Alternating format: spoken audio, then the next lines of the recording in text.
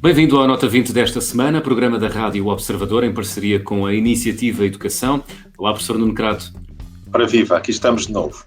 Professor, no programa de hoje vamos olhar para alguns dados do último relatório Education at a Glance, da OCDE, mas primeiro vamos começar por olhar para os resultados da nossa sondagem no Twitter. Perguntámos, na próxima década, que percentagem da classe docente terá de ser renovada? E havia duas possibilidades de escolha, 10% ou 50%, e a maioria escolheu a segunda opção, 50%. Pedia-lhe um pequeno comentário a esta escolha dos nossos ouvintes, professor. Eu fico surpreendido e ao mesmo tempo agradado. Fico surpreendido porque a maioria das pessoas, julgava eu, iria dizer que 10%, 20%, qualquer número desse estilo. E na realidade é metade da classe docente, praticamente, que vai ter de ser renovada daqui a uma década.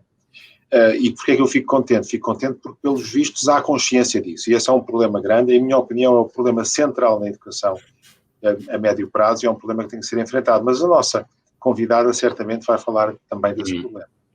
A nossa convidada chama-se Luísa Loura, é diretora da Pordata, trabalhou 8 anos na Direção-Geral de Estatísticas da Educação e Ciência, é professora com longa carreira no ensino da estatística, começou a lecionar no ensino secundário quando ainda estava a terminar a licenciatura e mais tarde no ensino superior. Professora Luísa Loura, bem-vinda à Nota 20 desta semana.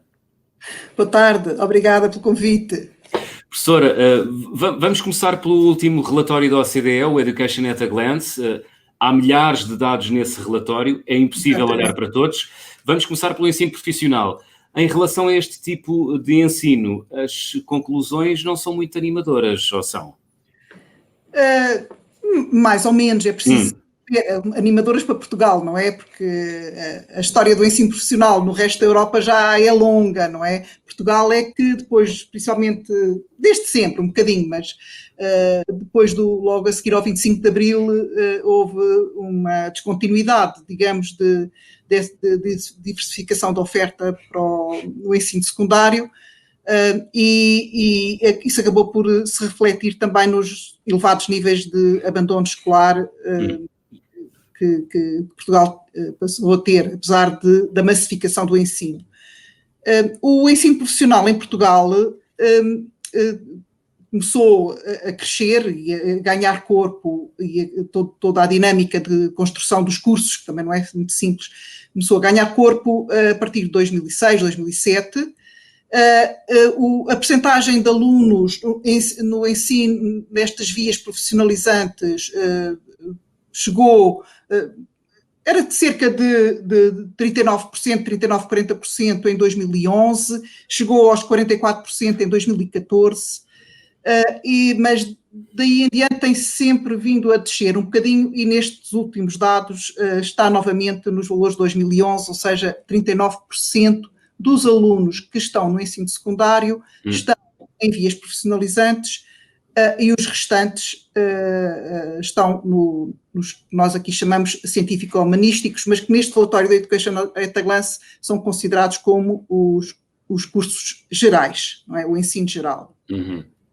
Pronto. E o Education at a Glance, voltando aqui um bocadinho a este relatório da OCDE, este relatório da OCDE é feito principalmente com dados oficiais, não é? É um relatório muito importante, porque permite a cada país confrontar os seus dados com os de outros países.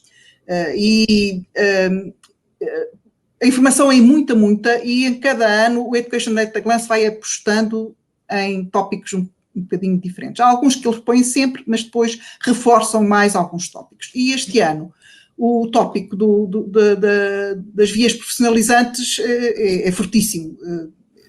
Praticamente todos os dados são sempre confrontados, vias profissionalizantes, vias gerais, e pronto. E aí, pegando na questão que colocou de animadores, onde não são animadores é na proporção de jovens, não é, que estão a estudar e que não concluem os estudos no período de tempo normal. O que eles lá têm principalmente é o período de tempo normal mais 2 anos. O que eles chamam prazo certo, não é? Sim, é o prazo certo, mas eles consideram principalmente o prazo certo mais 2. Isto para quê? Porque o prazo certo mais 2 retira um bocadinho a questão das retenções. Portanto, só pode renovar 2 vezes. À partida, desde que não desista, conclui nos mais 2. E, portanto, a fatia que sobra representa principalmente abandono, não é? Portanto, é um sinal de abandono. E aí está entre os piores mesmo. Qual é a nossa percentagem? A nossa percentagem anda a rondar os 60%, 70%, dependendo de se é vocacional, ou seja, profissional ou científico humanístico. E é de facto dos piores. Isto é países da OCDE, não é? Aqui uma nota que eu considero também interessante de dizer, que é nem todos os países conseguem fazer este seguimento de alunos. Dos 40 e tal países envolvidos no estudo da Education at a Glance, só 21 países é que fazem o seguimento dos alunos, porque para se calcular esta percentagem tem que se conseguir seguir o aluno, desde que entra no ensino secundário, não é? Até ao final dos ditos 5 anos. E Portugal, lá está, foi um dos pontos que eu insisti muito enquanto estive na Direção-Geral de Estatísticas da Educação e Ciência, foi que conseguisse fazer o seguimento dos alunos, ou seja, seguir o aluno individualmente e não só os grandes números, e Portugal faz parte desta lista de 21 países, e é aí que Portugal está, de facto, menos bem, de facto, não está bem. Só voltar atrás um pouco, se for possível. Luísa, só uma questão. O abandono escolar em Portugal está quase nos 10%, está um bocadinho acima disso, mas está entre os 10% e os 11%. Como é que isso se compatibiliza com esses 60% que abandonam? Não percebi agora. Não é que abandonam, eu disse os concluem, são os... Certo, de qualquer maneira sobram 40%. Como é que isso se compara com os 10%? O que acontece é que muitos destes alunos retornam para outro tipo de formações. Certo, portanto estamos a falar desse tal prazo, já percebi, certo. Portanto, há muita oferta em Portugal de formação para adultos, não é? Porque se eles não concluem naquele prazo de tempo, depois já não têm idade para se manter nestas vias de jovens, não é? Portanto, já têm que, para concluir o ensino secundário, terão que frequentar ofertas de adultos, e isso também temos, pronto, portanto as coisas estão compatibilizadas um bocadinho por aí. Mas isto dizer que este número, portanto, esta percentagem, nos outros países anda à roda dos 90%, quer dizer, passam, digamos, conseguem concluir, e isso para mim, eventualmente, claro que pode haver outras explicações, poderá ter a ver com uma preparação menos eficaz, digamos, ao nível do ensino básico. Portanto, a preparação que se dá ao nível do ensino básico poderá não ser que permite aos alunos acompanharem as matérias e a complexidade do ensino secundário depois nos anos seguintes. E daí termos esses tais 40% que não terminam o ensino profissional no chamado tempo certo, portanto, nos tais 3 anos. Temos que avançar, professora, para podermos... Mas bem, então vá. Sobre isto, que temos na nossa agenda. Sobre o ensino profissional, só queria dar mais uma nota interessante. Diga. Podem consultar no Education at a Glance, que é a distribuição dos alunos pelas diversas áreas de formação, não é?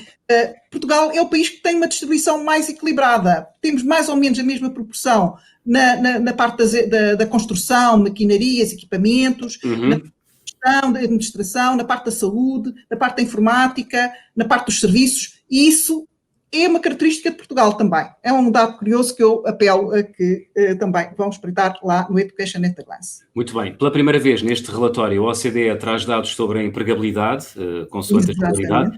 Professora Luísa Loura, nós sabemos que os números falam, entre aspas. O que é que eles nos dizem sobre a realidade portuguesa? Portanto, a empregabilidade também aqui... Estamos bem ou estamos mal? Estamos mal também. Estamos mal na empregabilidade dos mais jovens, sim. Portanto, a faixa etária em que há muita insistência no relatório é a faixa etária dos 25 aos 34 anos, mas também tem dados sobre onde é que estão os alunos que concluem, os alunos, podem já não ser alunos, que concluem o ensino secundário nos 2 anos seguintes a terminarem. Portanto, aí, e é aí que eles têm uma classificação dos que não estão a estudar nem estão empregados. E muitas vezes são classificados de NEET, N-E-E-T, em Portugal diz-se nem. Pronto. Essa percentagem em Portugal também é muito elevada. Atrás de nós temos a Grécia e a Itália, estão pior, mas os números de Portugal também não são nada animadores nesse aspecto. E eu teria uma explicação possível e que tem a ver um bocadinho com a demografia portuguesa neste momento em termos da pirâmide etária, não é? A nossa pirâmide etária neste momento tem muita gente entre os 45 e 60, digamos. 60 talvez um bocadinho mais, 45 e 60. Pessoas que já estão instaladas, digamos, nos seus empregos eu vejo que isso pode trazer algumas dificuldades de inserção no mercado de trabalho dos nossos jovens recém-diplomados com ensino secundário. Certo, embora isso não, acho eu, não será uma implicação direta. Só queria fazer aqui um parênteses, porque este tema é um tema muito discutido pelas pessoas. Muitas vezes as pessoas olham para a economia como havendo um número fixo de empregos para a economia. E, portanto, é preciso saírem uns para entrarem outros.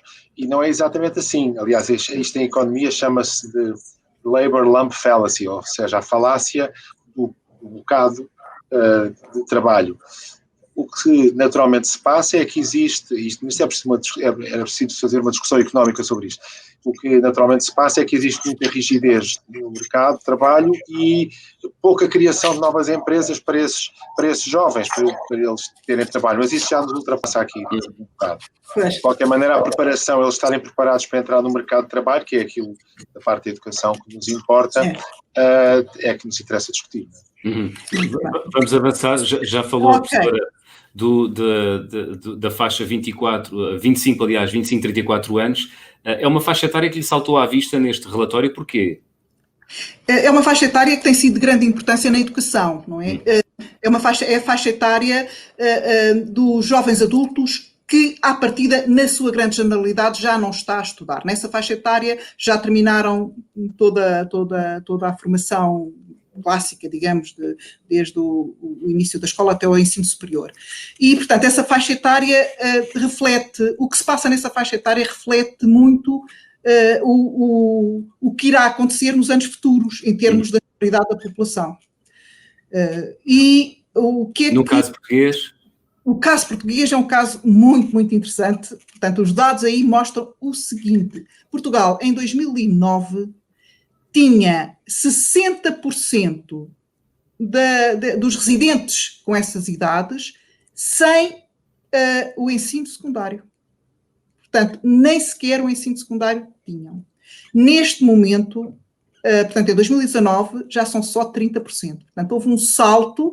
Um salto muito grande, a escolaridade obrigatória também deve ter. A escolaridade obrigatória, as vias profissionalizantes, 2012, 2013, as vias profissionalizantes, os vocacionais, tudo isso fez com que que reduzíssemos esta nossa fragilidade enormíssima. E esta fragilidade é tão grande, que eu fui ver, por exemplo, olhei para a Alemanha e fui ver em que ano é que eles tinham estes 30% sem secundário. E foi em 1969. Ou seja, há 50 anos. Portugal está com 50 anos de atraso na escolaridade da população. E fizemos um bom caminho, não há dúvida, em 2009 e 2019. Mas ainda estamos muito aquém. Portanto, tudo o que se vem dizendo de que Portugal é um país de baixa escolaridade é mesmo, e é na Europa, sem dúvida, quem está pior. E, portanto, esta é uma faixa interessante, é uma faixa que é muito trabalhada e já se nota alguns países que estão a piorar um bocadinho, não se sabe porquê neste indicador, alguns países nórdicos, alguns também da Europa Central, mas pronto, Portugal está aqui a fazer um caminho de convergência, esperemos que continue e que não haja retrocesso. Mas temos esse atraso para colmatar. Muito rapidamente, quase resposta telegráfica, dentro desta faixa etária 25-34, as mulheres também lhe suscitaram... Tem uma curiosidade. Sim, uma curiosidade que eu encontrei no relatório e que tem a ver com a taxa de emprego nas mulheres dessa faixa etária, mas das mulheres que não têm ensino superior. 85% das mulheres nessa faixa etária, das mulheres que não têm ensino superior, estão a trabalhar. É o valor mais elevado de todos estes países. O único país que é equiparável é o Luxemburgo.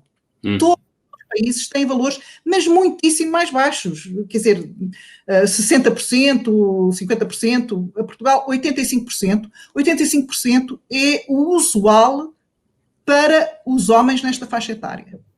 E, portanto, as mulheres portuguesas são... é um sinal positivo e um sinal negativo. Financeira, por necessidade absoluta, seja lá pelo que for, de facto, estão muito mais no mercado de trabalho do que nos outros países. Como dizia o professor, há um sinal positivo e um sinal negativo. Estava a pensar é positivo, porque é bom que as mulheres trabalhem, é bom que entrem e que tenham uma participação social muito ativa, e isso deriva, entre outras coisas, do emprego. Mas também, julgo eu que isto significa que há aí uma fase em que, em muitos países, as mulheres estão em casa ou estão a tomar conta dos filhos e aqui trabalham por necessidade, não é? Portanto, enfim, não quero recomendar nada, não quero dizer nada sobre este assunto super polémico, queria apenas dizer que me parece um sinal um pouco ambivalente, mas é curioso, é muito curioso. Podemos ter aqui uma dupla leitura, não é? Professora, estamos quase a chegar ao final do nosso tempo. Há uma questão sobre a qual eu gostava de falar e sobre o qual tem dedicado muitas horas e que não surge no relatório da OCDE, que tem a ver com o número de professores, os atuais e os futuros, que no caso português também não nos dão muitas razões para sorrir. Vamos começar por um dado. 45 mil professores vão aposentar-se na próxima década. O país tem condições para renovar ou está em condições de renovar o seu pessoal docente? O que é que dizem os números sobre o que aí vem? A aposta tem que ser feita já. Pronto, isto é o que é a minha mensagem.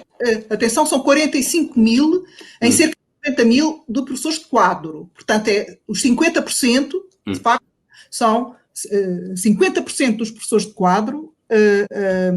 Dos que já estão na escola, não é? Os professores já de quadro são aqueles que são mais firmes, não são os contratados, não é? Todos os anos há um grupo razoável, uma percentagem razoável de professores contratados. E, portanto, o nosso mercado, em termos de pessoal docente que poderá vir a entrar, consegue acomodar uma parte destes 45 mil que se irão aposentar. A questão mas não chega. Mas não chega, pode chegar não chega, de certeza que não vai chegar para todos os grupos de disciplinas, de certeza que não. Nós temos que pensar que os professores entraram todos muito na mesma altura. A seguir ao 25 de Abril houve necessidade com a massificação, houve necessidade de contratar muitos professores. Contratar muitos professores e de os fazer ficar nos quadros. E, portanto, eles têm todos mais ou menos as mesmas idades, vão sair todos ao mesmo tempo. Isto é um problema que também se passa no ensino superior, não é só no ensino não superior, no básico e secundário. Portanto, nos próximos 2 anos deverão aposentar-se cerca de 7.500 professores.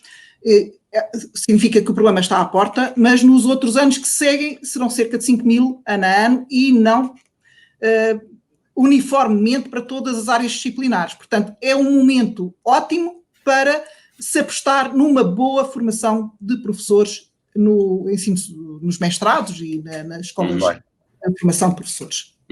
Professora Luísa Loura, assim é que é. Muito obrigado por ter vindo ao Nota 20 desta semana e por nos ter ajudado a perceber não só os dados do relatório da OCDE sobre a educação em Portugal, mas também os dados disponíveis sobre a idade dos nossos professores. Muito obrigado. Muito bem, obrigada eu. Professor Nuno Crato, grandes números que devemos reter dos últimos 15 minutos do Nota 20 esta semana. Eu diria só duas coisas importantes, julgo eu. Uma é que o ensino profissional é fundamental, tem-se mostrado fundamental para muitos países. Portugal fez alguns progressos nesse sentido, com avanços e recuos, mas é preciso fazer mais. É preciso fazer mais e estes jovens, é preciso fazer mais pelo seu emprego futuro. E a segunda questão que eu queria levantar é esta questão da formação de professores, que eu estou sempre a insistir nisto, que é, nós vamos contratar muitíssimos professores, vamos substituir o atual corpo docente, que é um corpo muito experiente, por um outro corpo docente mais jovem. Isso é bom, mas é preciso garantir que a qualidade das contratações seja feita de tal forma que venhamos a ter um corpo docente pelo menos tão experiente e tão bom como este em breve. E eu não sei se as coisas estão a ser feitas nesse sentido, não é só a formação de professores, é todo o processo de seleção, de formação, de apoio a esses professores e de progressão na carreira. Para a semana, professor, vamos conversar com o virologista Pedro Simas sobre os cuidados a ter no regresso às aulas em contexto de pandemia. Antes de nos irmos embora, vamos à pergunta que vamos deixar para os nossos ouvintes no Twitter, e a pergunta é: o que é mais importante para evitar os contágios nas escolas?